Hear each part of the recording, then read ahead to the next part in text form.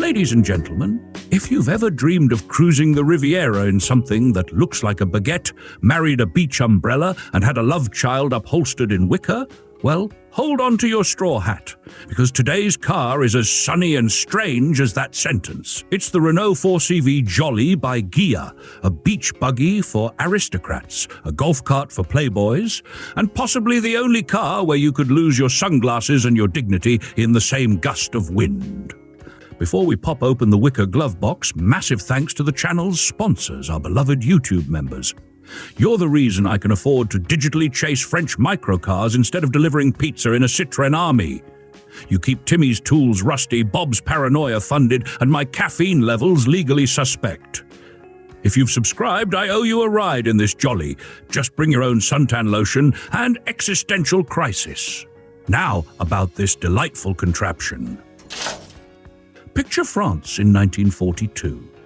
While the world was tangled in war and the Renault factory was under German occupation, a few rebellious French engineers quietly plotted something radical, not resistant sabotage, but a tiny rear-engined car. This was the birth of the Renault 4CV, developed under Nazi noses and unveiled in 1946 like a buttery slap in the face. Its curvy body earned it the nickname La Motte de Beurre, the lump of butter, and it quickly became France's first post-war mass-market car.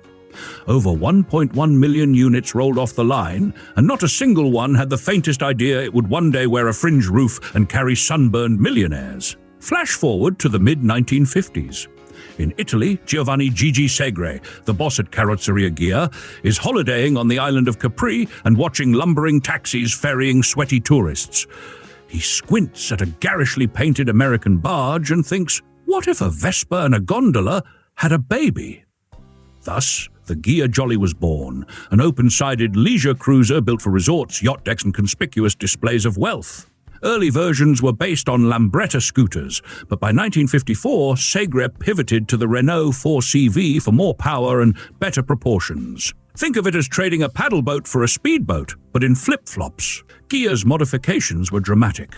Doors? Gone. Roof? Replaced with a striped surrey top. Seats? Out with the cloth, in with the wicker. Chains draped across the sides offered the illusion of safety, and the result looked like something a Bond villain would use to chase bikini models across a private beach. French tuning firm Autoblow even got involved, encouraging Ghia to build coupe and cabriolet variants, but the Jolly was the wild child of the family. Approximately 50 Renault 4CV Jolly were built circa 1960 to 1960 single batch on consecutively numbered 4CV chassis, with most exported to the United States. Because they were conversions, not factory builds, many were later rebodied or scrapped, leaving only a dozen or so confirmed survivors. Either way, you'll see more unicorns than 4CV Jollies on the average street. Now let's talk guts. Underneath all that seaside flair, the Jolly used the final series mechanicals of the Renault 4CV. That meant a rear-mounted 747cc inline-four engine, yes, we're talking less than a litre here, that managed 28 horsepower and 43 pound-feet of torque. That's roughly the output of 2 hairdryers duct-taped to a shopping cart, but for something this light, it was surprisingly zippy. Renault's engineers, possibly fueled by post-liberation croissants and a need to prove something, gave it overhead valves and removable cylinder sleeves, a clever feature for easy maintenance, assuming your mechanic wasn't Timmy. The engine was paired to a 3-speed, manual with a floor-mounted shifter. Some Renault 4CVs had a Furlec semi-automatic clutch, but no Jolly has been found with one, probably for the best, as Bob still thinks any car that shifts itself is controlled by aliens. The Jolly kept the 4CV's monocoque chassis, though Ghia's design chopped away the doors and roof. Despite this, reinforced sills kept it reasonably sturdy. The suspension? Independent coils up front, and a swing-axle rear setup, which meant it handled more like a tipsy flamingo than a sports car, but it got the job done. Braking was courtesy of 4 drum brakes, adequate, unless Timmy's been behind the wheel, in which case nothing short of divine intervention helps. Steering was rack and pinion. As for dimensions, the base 4CV measured 11 feet 10 inches, 3.61 meters long, 4 feet 8 inches, 1.43 meters wide, and 4 feet 10 inches, 1.47 meters high. The wheelbase was 6 feet 11 inches, 2.1 meters, and the whole car weighed about 200 pounds, 544 kilograms. Top speed hovered around 65 miles per hour, 105 kilometers per hour, which in a roofless, doorless, wicker-seated vehicle feels like warp speed. Fuel economy was somewhere in the realm of 35 to 40 miles per gallon, 6 liters per 100 kilometers, provided you weren't towing a yacht or fleeing paparazzi. But let's not pretend the Jolly was about performance. This was a car for being seen, not for seeing the Nürburgring. Typical Jolly features were a fringed surrey top and wicker seats, with white wall tires and simple chain or rope door restraints seen on some examples.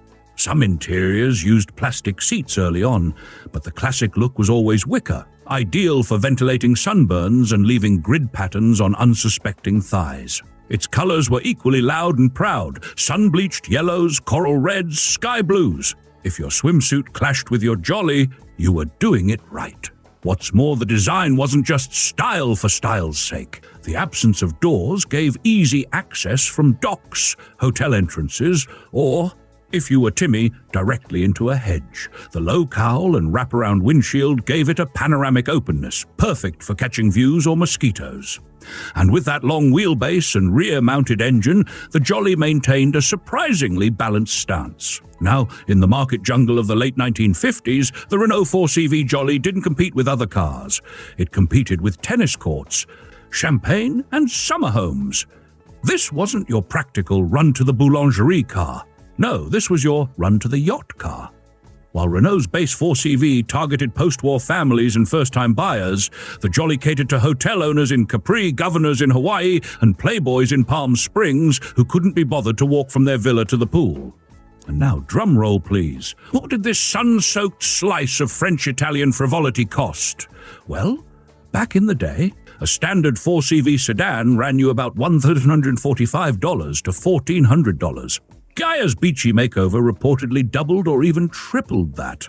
So we're looking at $2,700 in the late 50s. That's roughly $30,000 in today's money. Expensive? Absolutely. But that's what happens when you ask Italians to turn a budget car into a Dolce Vita prop. Fast forward to recent auctions, and the numbers are more likely to make your monocle fall into your martini.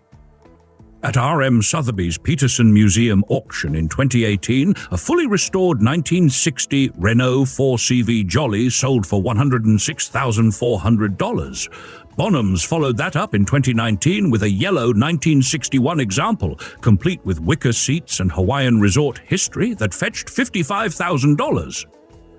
Current market values range between $55,000 and $95,000, depending on condition, originality, and whether it still smells like sea air or Timmy cologne. Now for a few fun tidbits. That red Jolly from R.M. Sotheby's, it had been on the governor's estate in Hawaii before finding fame on movie sets. Another one spent its twilight years in a California collection, sipping sea breeze and avoiding rust.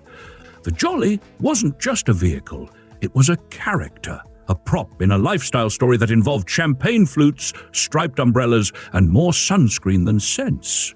Smash that subscribe button like you're closing the trunk on a very determined seagull, and remember, if your neighbor says, "That's not a real car," hand them a straw hat and say, "You're not a real adventurer." Vive la Jolly!